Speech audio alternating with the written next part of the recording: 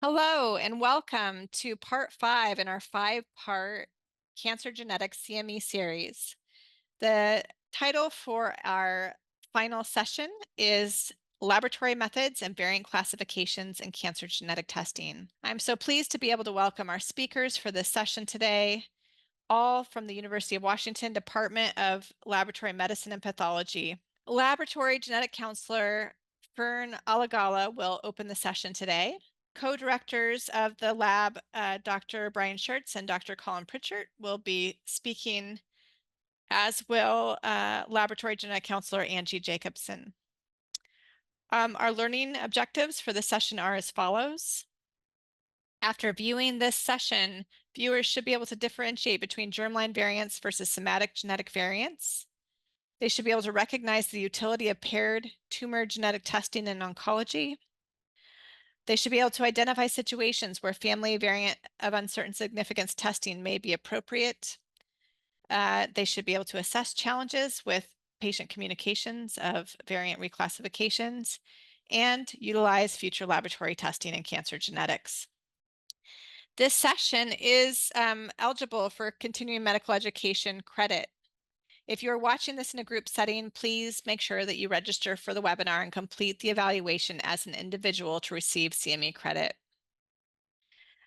This activity has been planned and implemented in accordance with the accreditation requirements and policies of the Accreditation Council for Continuing Medical Education through the joint providership of the Federation of State Medical Boards, the Washington State Department of Health, and the Washington Medical Commission. The Federation of State Medical Boards is accredited by the ACCME to provide continuing medical education for physicians. The Federation of State Medical Boards has designated this as an enduring activity for a maximum of 1 AMA PRA Category 1 credit. Physicians should claim only the credit commensurate with to the extent of their participation in the activity.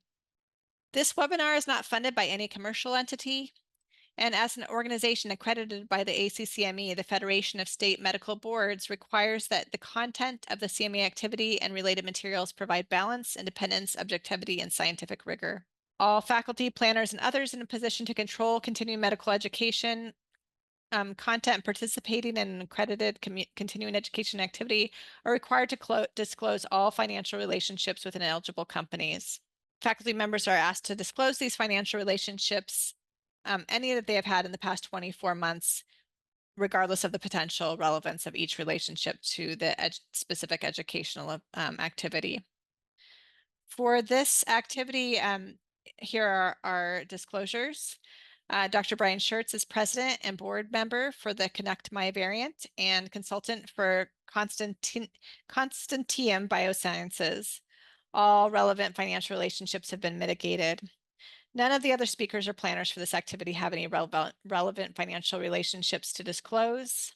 We will not be discussing any off-label and/or investigational use of medications during this presentation. So with that, I would like to turn over the presentation to our first speaker. So first will be Fern Alagala. Thank you. Hello, my name is Fern Alagala, and I'll be talking about germline and somatic genetic testing.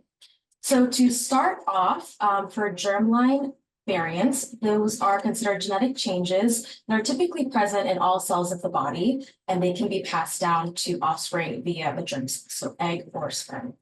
Now, somatic mutations are genetic changes that occur during someone's lifetime in other tissues that are typically germ cells, and these mutations are not typically passed on to offspring. Now, I wanted to make a note that sometimes germline variants are also referred to as mutations.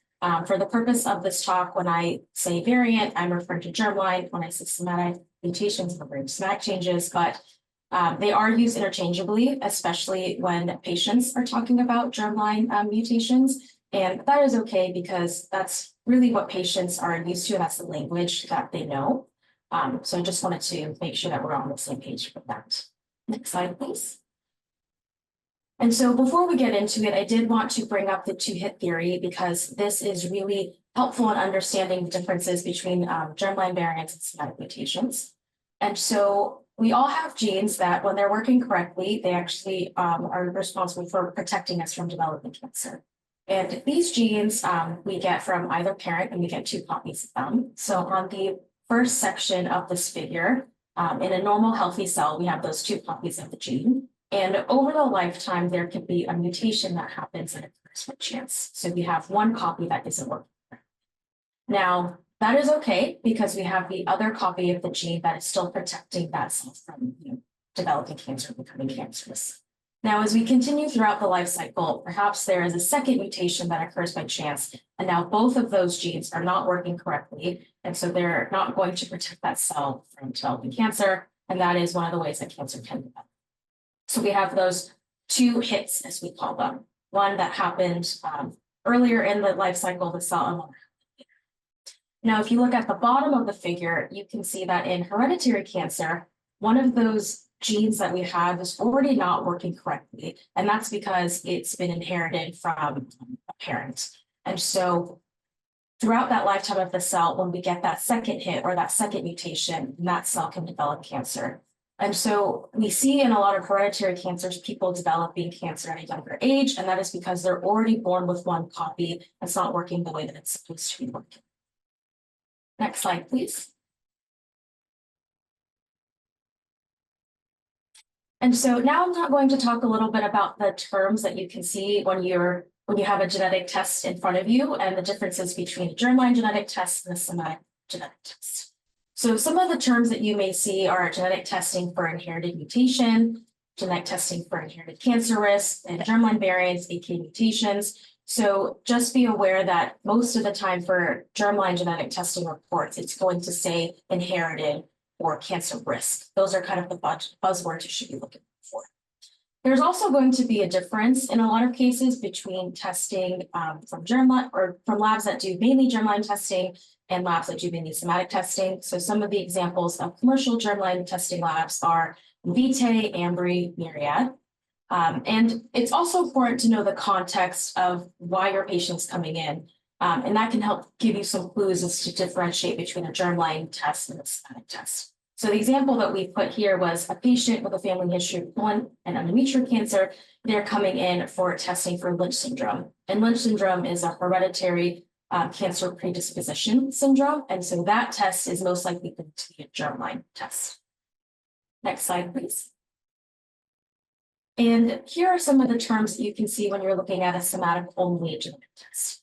Words like genetic tumors testing, tumor sequencing, tumor profile, precision oncology. So some of the words to look out for on this genetic test are more focused on tumor and oncology versus risk and inherited. And here's some examples of some commercial somatic testing labs as well. Foundation One, Tempus, Centogene, and the context that you can have a patient coming in with somatic only testing would be something like a patient with newly diagnosed cancer undergoing testing to guide targeted therapy. Somatic testing is typically going to be the test that's going to give you that answer of how to guide treatment with someone with an active diagnosis of cancer. Next slide, please. So now I wanted to talk a little bit more about the clinical relevance between these 2 tests because they're both really important, but mainly for separate reasons. So for germline genetic testing, this is really helpful for people to identify an increased risk for hereditary cancer syndrome and predispose them to cancers like breast cancer, ovarian cancer, colon cancer, endometrial cancer, or even something like a polyposis syndrome, like FAP. And so some of the genes that you may have heard of are BRCA1 and 2, which is associated with hereditary breast cancer syndrome. We've also may have heard of genes like MLH1, MSH2, MSH6, KMS2, and EpCAM, which is associated with Lynch syndrome. Now, germline genetic testing can be really helpful for patients because it can give them personalized management strategies. For example, something like a prophylactic surgery that can help prevent them from developing cancer in the future. So they can think about things like mastectomy or hysterectomy, or even doing more colonoscopies to help prevent them from developing. This is also, germline testing can also be helpful for risk stratification. So what is their specific risk for developing future cancers? And also, what would the risk be for family members? Because these hereditary cancer syndromes can be passed down through families. So a germline genetic test can help open doors for genetic counseling and genetic testing for family members. Now, on the other side, for somatic genetic testing, this can be really helpful for targeted therapy selection. So if we identify a genetic mutation in a tumor, that could be really helpful because there are certain therapies that work best if you have that genetic mutation. And this can also help us understand why there are some chemotherapy treatments that aren't working or some therapies that aren't working, because there are also some genetic mutations that prevent these therapies from working the way that they should be or working better. And a lot of the reasons that people do genetic testing is for clinical trial eligibility. There are new treatments being discovered and being tested all the time. And so if we know the genetic mutations that are present in the tumor, that can open up clinical trials for targeted therapy for these patients.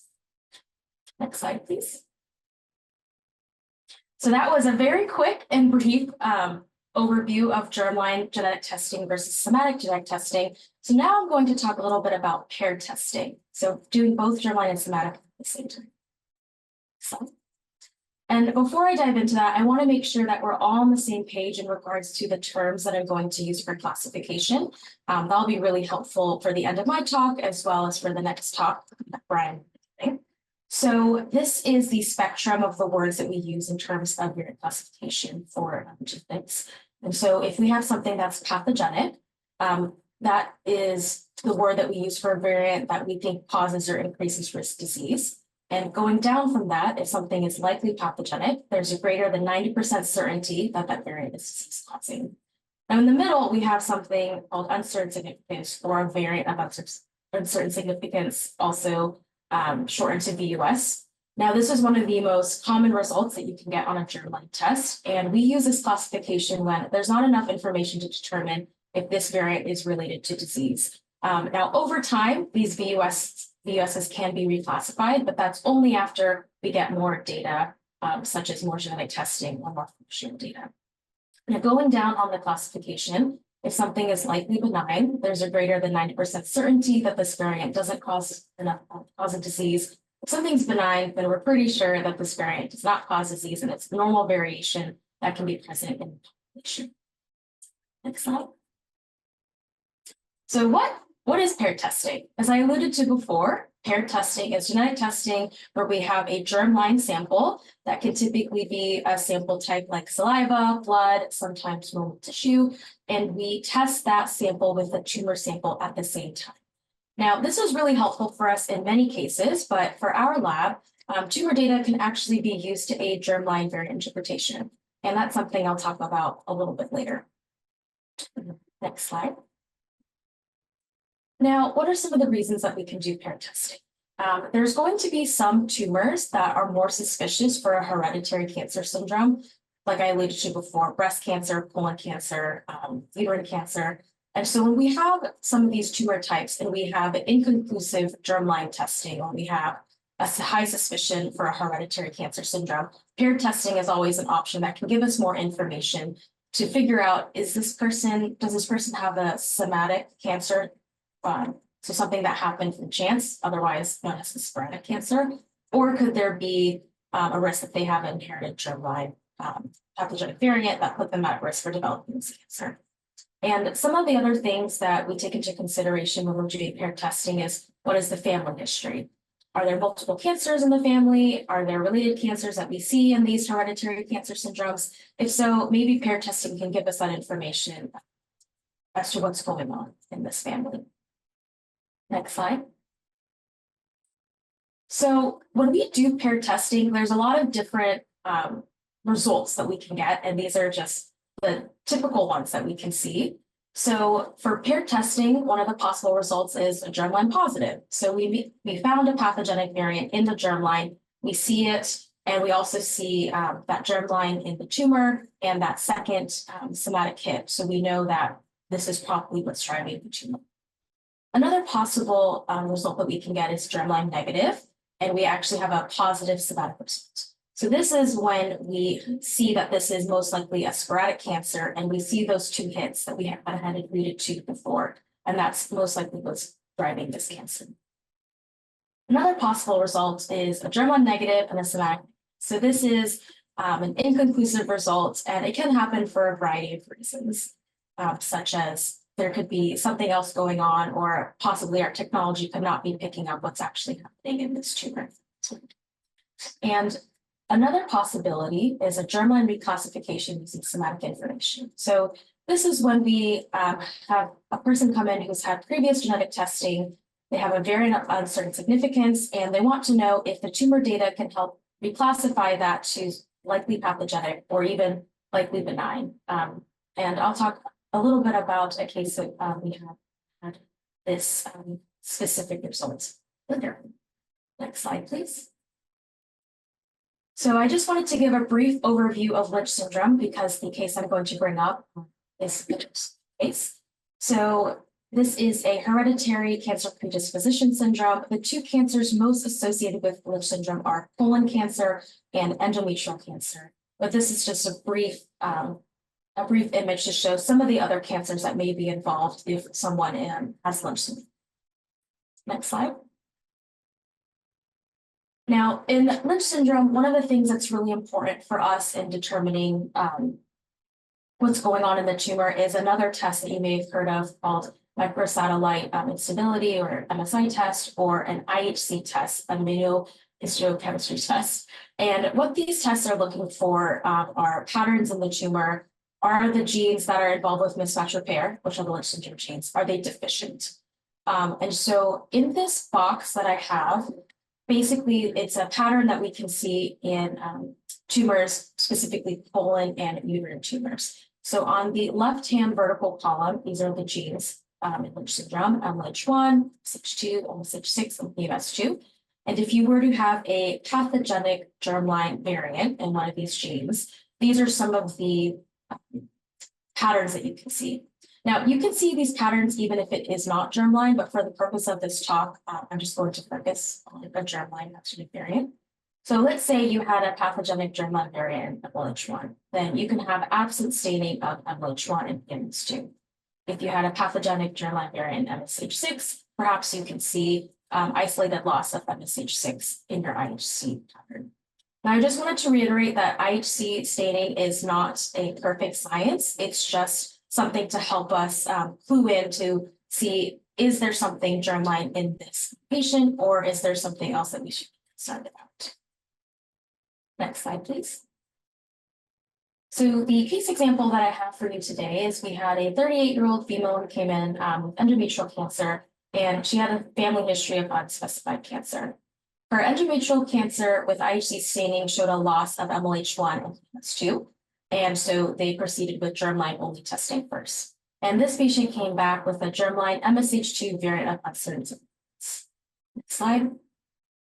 So looking further at this MSH2 germline VUS, some of the evidence that was given was the in silico models, so the models that predicted if this is damaging the protein or not. It wasn't predicted to be damaging, so that's kind of more info that maybe this isn't pathogenic. However, this variant has been reported in the literature with individuals with suspected hereditary cancer syndromes. So that is, giving us a little pause when we're thinking about this variant. And the last piece of evidence that we were given was the population frequency is not suspicious for pathogenicity. So when we have a pathogenic germline variant, we don't expect it to be super common in the population. And so when we see something at a higher frequency, that gives us a little bit of information to be like, maybe this is a benign or not disease-causing variant. Okay, next slide, please. And so when she came to our lab, we proceeded with paired germline and tumor testing. And the results of that were the tumor testing identified two different MLH1 mutations, which we call double somatic, and that's the more likely explanation of IHC. And based on that result, we said that the MSH2 variant was less likely to be pathogenic, but we kept the classification as ambiguous. Next slide.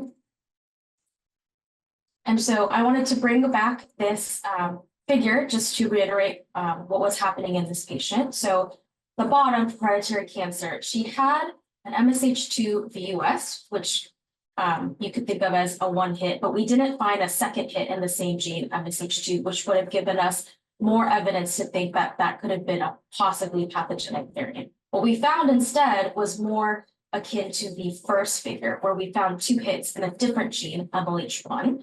And those 2 hits, based on the data that we had, was more likely the explanation for the cancer development in this patient. Next slide, please. So this all was just to show you that tumor testing can be really helpful in many cases, especially with variant classification, because if we have patients coming in who have a less suspicious VUS, tumor data can help us kind of knock that classification more towards likely benign. On the flip side, if they come in with a highly suspicious VUS, tumor data can help us push that classification towards more likely on that spectrum of variant classification. Next slide.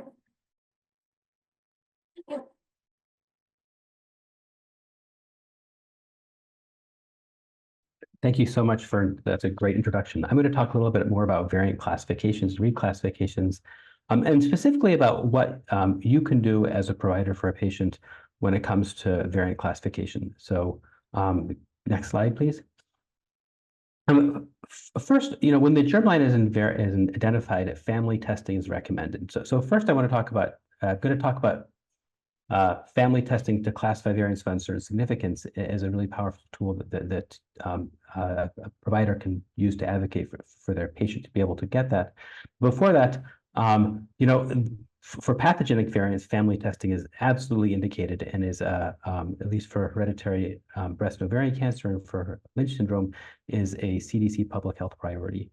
And so if somebody has a pathogenic variant in one of these genes that causes hereditary cancer risk, then it's really important to help them to talk to their family members, help them to know that they should be talking to their aunts, uncles, cousins, parents, siblings, children, and so that those individuals can get genetic testing for that pathogenic variant and can get prevention.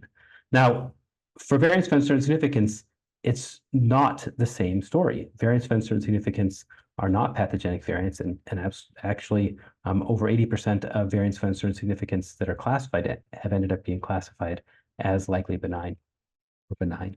And so somebody should not be getting increased screenings or surgeries or procedures based on the presence of a variant of uncertain significance. If they have a strong family history of cancer, then they might get increased screenings or other prevention based on that, but not based on having a variant of uncertain significance. But we let people know about variants of uncertain significance, even though they shouldn't act on that, partly so that they can act and so that you as a provider can act to help with that variant classification. Now, much of what happens in terms of variant classification happens on the laboratory side in terms of collating data from large databases and communicating with other laboratories and scanning the literature. But one of the things that a patient can be involved in and a genetic counselor can be involved in is helping with family outreach. So next slide. So family, we did a research project here at the University of Washington to see how often, when we started to genotype family members, how often that information from the family members helped us reclassify the variants. And the table on the right is just a piece of the table from the that showed the different sources of information, how often different sources of information were available to help classify the variant. And so this is a study of 112 families. And you can see that the co-segregation analysis or evaluating the patterns, either qualitative or quantitative co-segregation analysis, helped with variant classification in over half of the different families. And actually, in most of the families, seeing how the family was traced through the variant was traced through the family really helped in understanding whether that variant was pathogenic or not. Sometimes we could see that the parent that had the phenotype didn't have the variant, and that helps classify the variant as likely benign. Sometimes you can see the variants de novo if you genotype both the parents, and that can help classify variants as pathogenic. So there's lots of ways that family information can help classify the variant. And what we found is this speeds up the reclassification results quite a bit. When we do it at the University of Washington, we often have the family members invite their relatives to get tested for the variant for variant classification, and we know that helps the. We know that's not too much of a burden for patients who want their variants to be classified, The family members, that helps the family members feel invested in it and feel like they're helping their family members. I'm going to move to the next slide. And so this is a little bit more about what happens when we ask family members, when we ask patients with various events of significance to invite their family members to get genetic testing. So this is a subset of 50 families that have been enrolled in the study for a year, over a year. We did the analysis. So on the average number of relatives per family invited was 6.7, and there was a huge spread. There are some families where more than 20 family members were invited to do testing to help classify the variant. And 2/3 of the relatives that were invited to donate a sample to get testing for the variant of uncertain significance ended up giving that sample. Our laboratory at the University of Washington and many other laboratories offer free family studies for variant classification. At the University of Washington, we do it for every patient with a variant of uncertain significance where we think there's any chance at all that family information might be able to help with variant classification. Now, this is not cascade testing. There's a few laboratories that can offer cascade testing for free, but this is when there's a variant of uncertain significance to help classify. And you can see with all of the different genes that are involved, that's, there's many genes for which these family studies can be very helpful for variant classification. Okay, next slide. So here's an example of what would happen. This is a pretty surprising example. And like I said before, 80% of variants of uncertain significance get classified as likely benign. That's true when we do family analysis as well, but here's one where it was classified as pathogenic. So initially, you can see the proband, this 41-year-old who had a colon cancer and a variant of uncertain significance in MSH2. It turns out they had that their siblings were that person had 3 siblings that were positive for the same pathogenic variant, and 2 of them had different types of tumors that are associated with MSH2 pathogenic variants. Their father also had colon cancer and gastric cancer and also had that same MSH2 variant. Because we were able to find out a cousin who had colon cancer at age 50 had the same pathogenic variant, then we're able to have 2 obligate carriers as well in terms of this individual, the proband's grandparent and the proband's, I guess, grand uncle. And so this tree here really looks like a Lynch syndrome family. And formal co-segregation analysis showed that a very high probability that this variant is pathogenic. And we were able to use this family tree to classify this variant from variant of uncertain significance all the way up to pathogenic, actually, with all the evidence there was from this family tree. So this is just a striking example of how powerful family analysis can do for variant classification.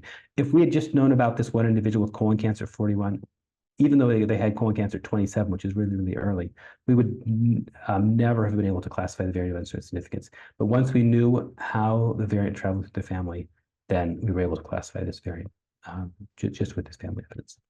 Next slide. Oh, here we go. I've already described all of this. So we move to pathogenic. Okay, I'll hand it off to Angie now.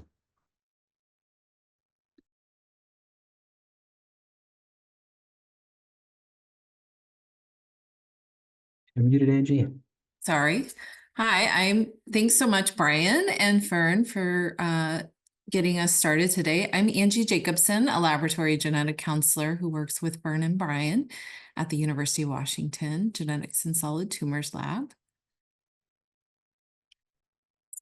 And I am tasked with discussing when you might want to re-refer your patient to genetic counseling for hereditary cancer workup. We've been doing genetic testing quite a while right now, and there have been several improvements in the last few years. Some of them are very fruitful and some of them less so. So I want to go through that. And then also talk about what the genetic counselor might offer your patient who might be at risk for cancer. Next slide. So first of all, thinking about who you might re-refer for genetic counseling. Does your patient really look like they have hereditary cancer? Do they have early onset cancer, multiple cancers, and we're really concerned that something has been missed? when they initially had testing. Was it 10 years ago? Was it 15 years ago? Was it 5 years ago? Did they only have BRCA1 and 2, or did they have a next generation sequencing panel, which were introduced around 2012? Those panels gradually have become standard of care, but more recently.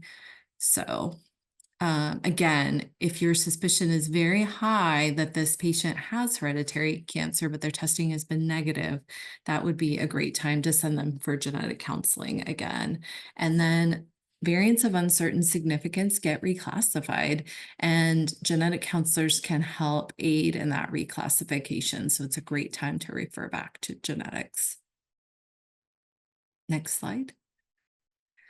So once the patient is being seen by the cancer genetic counselor, that genetic counselor might do a review of a variant if they had a previous VUS identified, but they're also going to be looking at potentially new testing.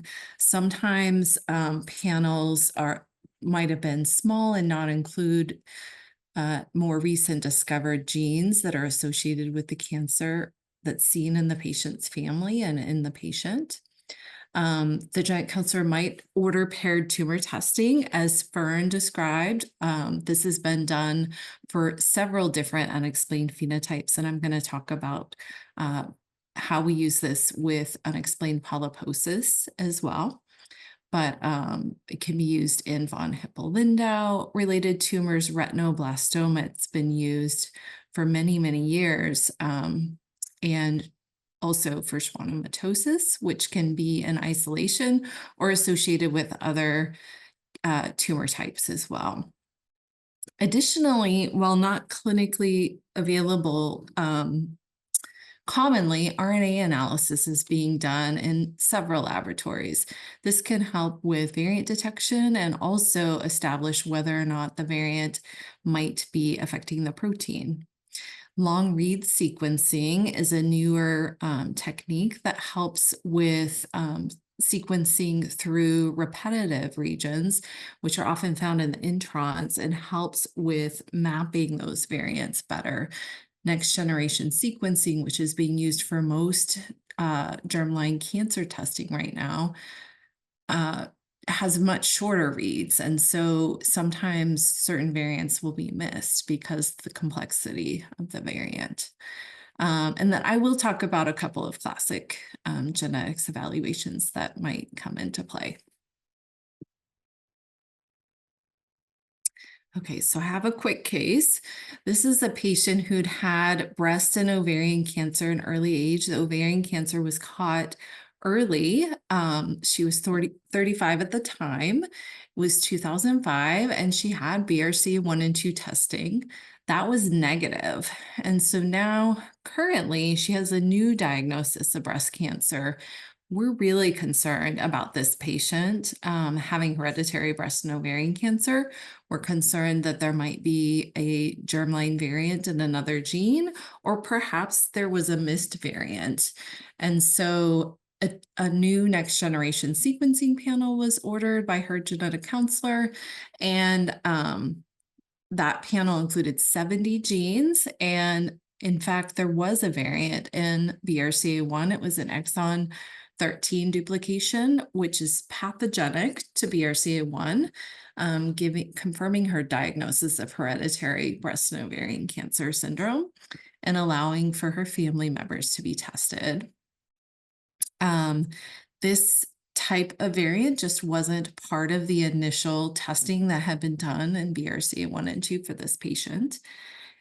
And interestingly, her genetic counselor did note that tumor testing that had been done did not identify any BRCA1 and 2 mutations. So it's really important to recognize that if an individual has a germline variant, that it should be present in their tumor, particularly if the germline variant might be driving the tumor, such as BRCA1. And sometimes the tumor tests that we do just are not as sensitive as other tests. And this particular exon duplication had been missed in multiple rounds of tumor testing. Next slide. Okay. So now I wanted to talk about how testing tissue might be helpful for an individual who has a strong history suggestive of hereditary polyposis. So this is a young man who's 27 and found to have multiple pre-malignant tubular adenomas in his colon, over 50 colon polyps. So very concerning in a young patient. Most of us haven't had colonoscopy by age 27. Other thing to note about this patient is that his sister and mother and father are unaffected. As far as we can tell, there's no history of polyposis or colorectal cancer, though there are some cancers in great uncle, grandmother, and another great uncle. So next slide, please. Germline testing was done. Back, please. Germline testing was done, and to look for mutations or germline variants in APC and other genes. And this patient's germline testing was negative. But the concern is it is not normal to have this many colon polyps at age 27. So next slide, please. I want to give just a little bit of background about familial adenomatous polyposis, which is caused frequently by heterozygous germline variants in APC. There are other genes that are also associated with colon polyposis, but specifically FAP is one of the most common causes. It's autosomal dominant, and generally the colon will be carpeted with polyps, but you can also get attenuated phenotypes with less than 100 polyps, but a lot of polyps. There are other features of FAP that can be seen, and osteomas. There's a retinal pigment called chirpy or freckles of the retinal that are pathognomonic for FAP. There's also additional cancer risks that of the upper GI tract to be concerned about for these patients. Next slide. So one of the things that we think about in a lot of hereditary cancer syndromes is that many of them have a high de novo rate in which the patient has not inherited that cancer risk from mother or father, but in fact, the variant happened new in them, a new de novo mutation in them. So that can happen in the sperm or the egg. It also can frequently happen immediately after fertilization in early development. And the significance of having a new mutation early in development is that it will affect multiple tissues in the body. Whereas when we think about somatic mutations, those are happening later and isolated to a single tissue. So in the situation of colon polyposis, it's not uncommon for an individual to have a new mutation and or potentially have this constitutional mosaic situation where they have developed a mutation in APC early in development, and that's the cause of their polyps. And it's not inherited from their parents. Next slide, please. So for this 27-year-old man, testing was done on 2 of his polyps, as well as his blood. And what was found were mutations in APC. But what you will notice in purple here is that the same APC mutation was seen in both of the polyps at allelic fractions that are fairly significant, 24%, 26%. VAF is variant allele fraction. And then while blood testing of APC was negative, when looking really closely specifically for this variant, the same variant was seen at 6% allelic fraction in the blood. And that's likely why it was missed, because the fraction was so low. And given this test result, we think that this APC mutation is what's driving his polyposis, and we suspect it started in him and that he's mosaic for this. Next slide. So the clinical significance for him is that additional screening can be done, including upper endoscopy and screens for additional cancers associated with FAP. He'll be managed based on the number of polyps he has and may have to have colectomy at a certain point if it can't be managed by colonoscopy. And then in the future, if he has children, his children can have a genetic test to see if they need to start colonoscopy at an earlier age. Next slide. Just to go over the frequency of when this is seen for patients who do have unexplained polyposis. So they have colon polyps, they've had genetic testing, and that germline test is negative. We looked at polyps in 28 cases with this specific scenario, and more than half of them had mosaic APC mutations identified in their polyps. So it's not a small number in this population. Next slide. So just to wrap up how tumor testing might be used in follow-up genetic evaluations for patients who have suspicious phenotypes but no genetic cause. I just wanted to review a couple other conditions briefly and how tumor tests might help. Retinoblastoma has utilized tumor testing for many, many decades. It's currently, if a patient has unilateral retinoblastoma and tumor tissues available, even today, it's recommended that the provider start with tumor testing of the retinoblastoma to identify the driver RB mutations and then go to the blood to look for variants. And part of this is because there's a high rate of mosaicism in RB1, and there's also a high de novo rate for patients who have retinoblastoma. We also have seen tissue testing be used for the diagnosis of schwannomatosis. Genetic counselors will often consider testing a desmoid tumor to look for the cause of the tumor. These can be driven by APC mutations or by beta-catenin or CTNNB1 gene mutations. And if they're driven by APC, they're more likely to be germline and be a concern for the patient and their family. Whereas if beta-catenin is found in the tumor, we're less worried that we've missed FAP or an APC mutation in that patient. And sometimes when a genetic counselor is looking at a family, the individual that's affected with cancer and most likely to have hereditary cancer is actually deceased. And so using tumor testing from the patient who's deceased, a laboratory can identify the genetic cause of the cancer in the family and allow the living family members to have targeted testing for that. So there's a lot of different ways that we can use tumor testing in the germline workup. And now I think that's my last slide.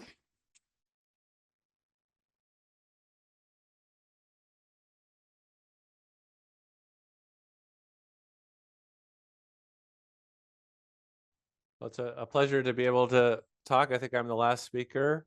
So my name's Colin Pritchard. I'm a co-director of the Genetics and Solid Tumors Lab at the University of Washington. I'm a molecular pathologist.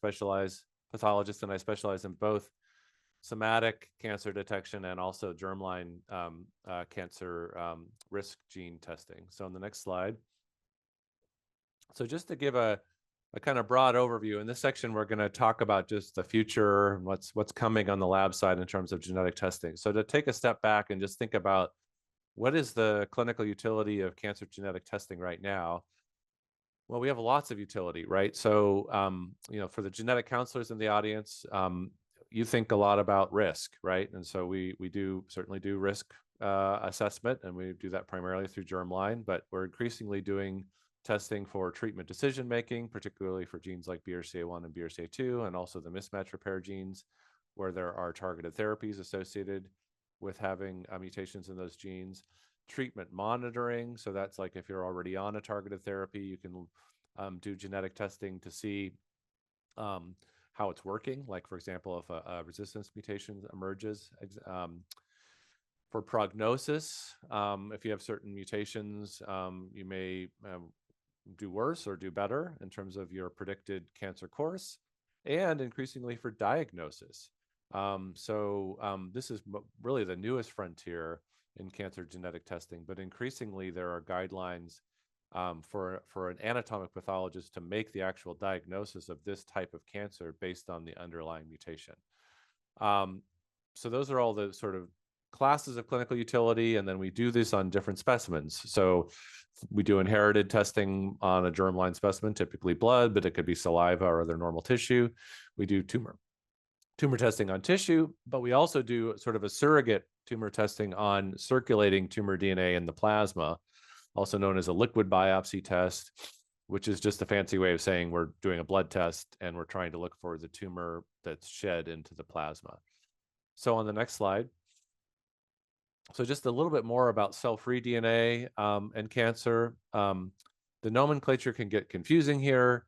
So cell-free DNA doesn't necessarily mean cancer DNA. Cell-free DNA we all have in our blood plasma, and that's just short fragments of DNA that are released into the bloodstream. Most of the cell-free DNA that's in our blood plasma comes from white blood cells, because those are the cells that the plasma is bathed in. So no surprise there.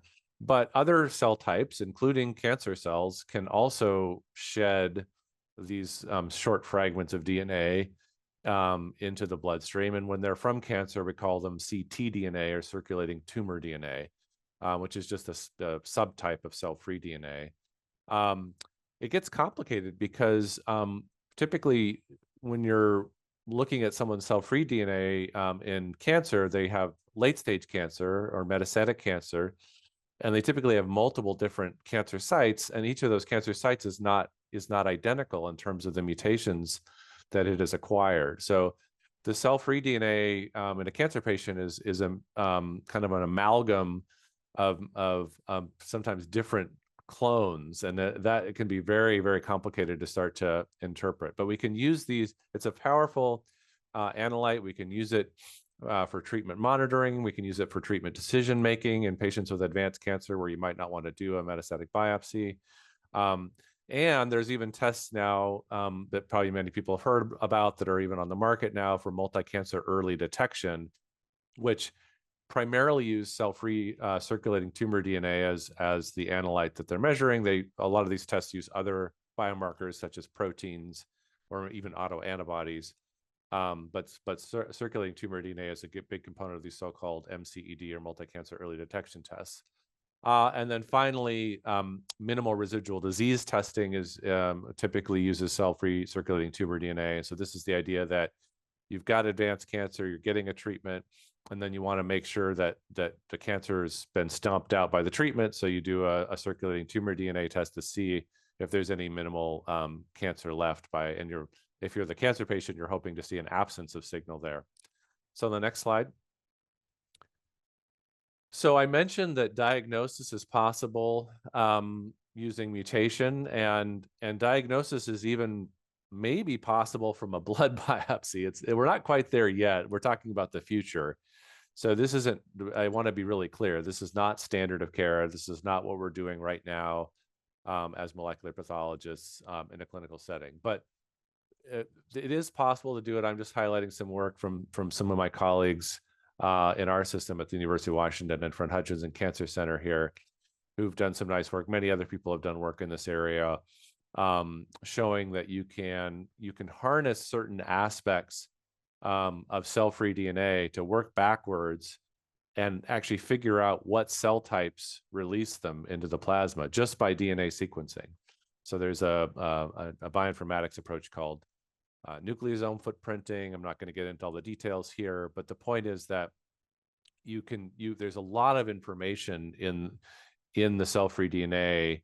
Methylation patterns is another one, and where you can work backwards and you can actually say, okay, here are the mutations in this cancer DNA that was shed in the plasma, and here's the type of cell that it was shed from, and maybe even infer some of the expression state or the or even the RNA state of that cell. So once you could do all of that from a DNA sequencing test in the blood, actual diagnosis of cancer without doing a traditional tissue biopsy is probably going to be possible in the future. So stay tuned. The next slide, at least in some settings, I should say. It's not going to replace traditional biopsy in most settings right away. I want to be clear about that. What else is coming? So a lot of people have heard about using RNA testing in germline assessment. There was a high-profile paper that came out last year that talked about using this approach. Our group from University of Washington published a similar paper a few years back talking about the RNA approach. So what are we talking about here? So basically for variants, germline variants that are predicted to possibly impact RNA splicing, you can do a functional assay to see if that's in fact true. And this works really, really well. And if you do see the splice defect with the functional RNA assay, then you can be fairly confident that that variant is pathogenic. So that's what we're talking about here. I do want to emphasize, though, that there's a lot of hype around this. It's not that it's not important. It is. We do it. Other labs do it. It's certainly useful, but it's not something that it's not transforming, the way we do germline testing. This is iterative. It's only a very small number of variants for which this type of testing is useful. Now, there is broader RNA testing that some labs are doing for other purposes I'm not going to get into here, but for what we're doing it right now for characterizing potential variants that might impact splicing, it's a relatively small number of variants, so it modestly improves our variant classification. But it's an important improvement, and it is relatively new in the future. So on the next slide, this is just further data from our own group. This is actually from Mary Claire King's lab. Sylvia Cassidy is the author here, showing kind of these are sometimes called sashimi plots and stuff like that, just kind of showing how you can characterize these potential splice variants using RNA. And in this case, these are mismatch repair variants, abbreviated MMR here, that were shown to be pathogenic. These are deep intronic variants. And so particularly for variants that you wouldn't suspect are pathogenic just by where they are, like deep in introns, this kind of RNA analysis can be very useful because you're like, whoa, it actually is pathogenic. And even though it's deep intronic, these things happen. Okay, next slide. So what about some other new technologies in the future? Long read sequencing. So what do I mean by that? So right now, most of the clinical laboratories doing cancer genetic testing, both in the germline area and the somatics area, paired, are using what we call short read sequencing or short read next generation sequencing, which isn't really next generation, it's this generation. Next generation sequencing is actually kind of old technology now, right? So why are we calling it that? It's just what we call it. But it's short, meaning that by reads, what we mean is the amount of DNA bases that you get per fragment of sequence. And so most of the technologies that are used in clinical labs right now typically sequence from like 100 bases, maybe 150 bases, maybe sometimes up to 200 bases, depending on the technology, but those are all considered short. Whereas there are new technologies that can do so-called long read sequencing, which might sequence anywhere from 1,000 up to maybe even 10,000 bases in one go. So this is powerful and can improve our variant detection because there are certain classes of mutation, particularly if there's repetitive sequences in there or there's structural variants, these kinds of things that are difficult to correctly pick up with short read sequencing. So the long read technology has been around for actually more than 10 years now, but it's gotten to the point where some labs are starting to incorporate this into clinical practice finally. And it will, again, it's sort of like RNA. I don't think it's going to be totally transformative. It's probably a little bit more important than RNA in terms of our improvement in variant detection and variant classification. But it's still iterative, I would say, in that, it's not like we're going to it's not like 50% of the mutations we were missing, and now that we have long read sequencing, we're picking up that 50% that we're missing. It's not like that.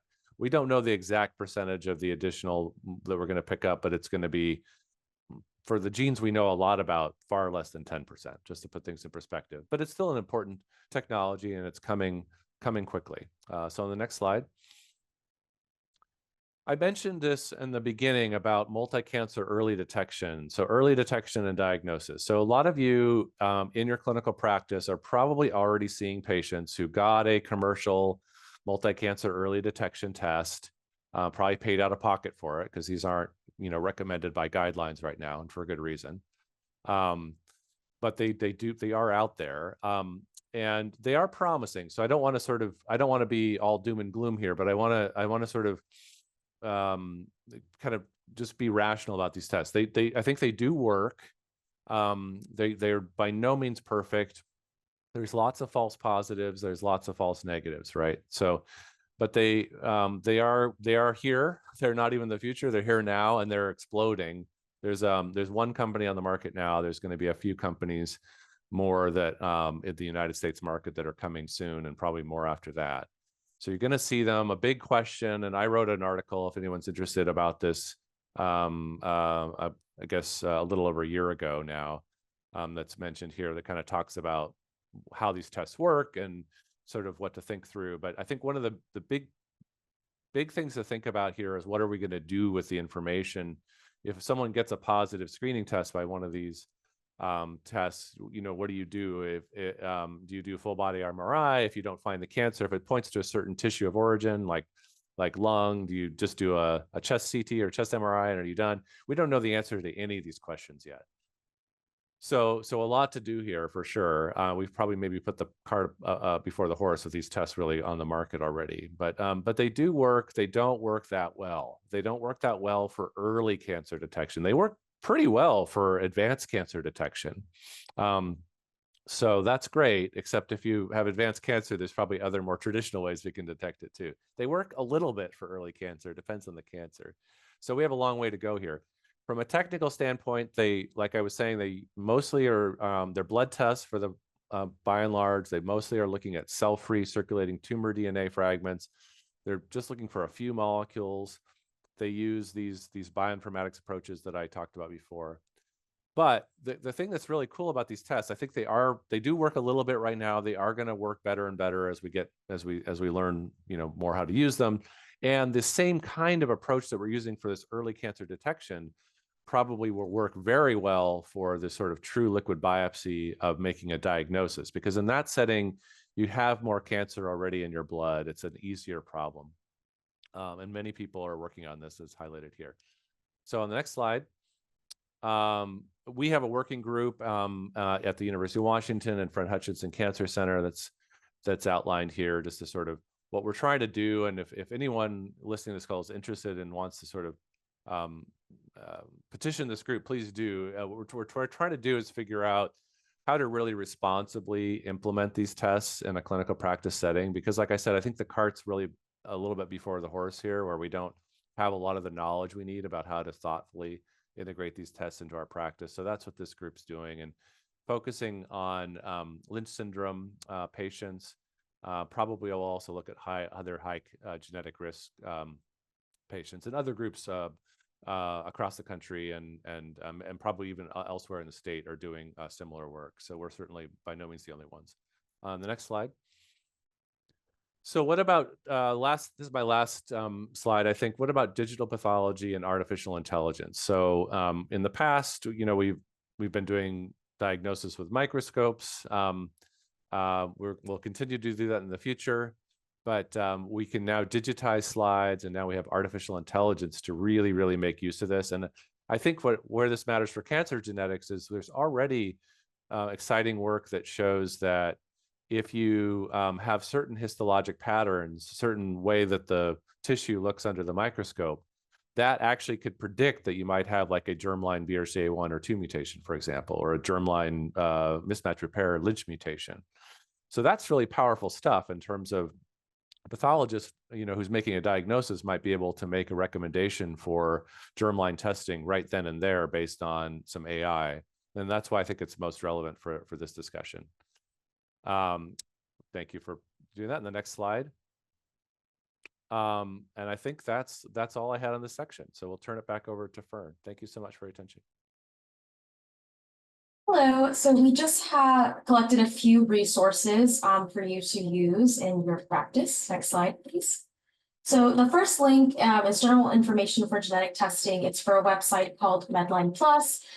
You can go and search different genetic conditions and genes, and also some basics on genetics if you ever need a refresher. The link underneath for the United States Preventive Service Task Force recommendations that are currently getting updated. It's a list of published guidelines for cancer screening in particular. So that can be really helpful for you in your practice whenever you have a patient come in. And what the next steps would be regarding screening. Right underneath the genetic testing registry is the registry put on by the NIH, and it's just a public database for people to access information about laboratories of genetic testing. You can go in and search by gene or search by genetic condition panel, and it'll bring up all the different laboratories that have inputted their information, where they're located, and what types of things that they offer genetic testing for. Right underneath genetic testing questions, again, it's an NIH website, and it's just a basic on what is genetic testing, what does it need, how can it be helpful for me. And so this would be, I think, more helpful for patients rather than providers, because it's very surface level. But genetic testing is a very complicated subject, and so to have just some basic guidelines and outlines of what it is and why it could be informative for patients, something that we want to offer you. And the last link that we put is findgeneticcounselor.com, which is hosted by NSGC or the National Society of Genetic Counselors. Genetic counselors are trained professionals that are experts in genetics, and we are here to help you if you have any questions, especially regarding hereditary cancer predisposition syndrome. So if you wanted to find a genetic counselor to ask for help or for your patients, you could go to this link and you could search by state, zip code, and specialty, and it should have a list of the registered genetic counselors that could be helpful. Next slide, please. And just to wrap up for all the wonderful talks that we had today, some of the big takeaways that we wanted to make sure that you had were germline genetic testing and somatic genetic testing have different utilities. Pair testing can be really helpful, especially for identifying a likely cause of tumorigenesis within cancer. Communicating with relatives has its challenges, but is really helpful and can aid in early identification, prevention screening, variant classification, family planning, and even more. If there's a high clinical suspicion for any of the patients that come through that you see, retesting can be an option. And last but not least, cfDNA is one of the many emerging technologies, and it can actually aid in cancer diagnosis. So thank you so much. I want to thank our speakers for the generous gift of their expertise and time to participate as speakers in this educational activity. And I want to thank all of you for viewing this session, Laboratory Methods and Variant Classifications in Cancer Genetic Testing. Speaker bios, as well as links for the other sessions in this 5-part series, can be found on the Washington Medical Commission website. Also on the Washington Medical Commission website, you will find a link to the webinar evaluation. It is important that you complete this evaluation as it is required to receive CME credit.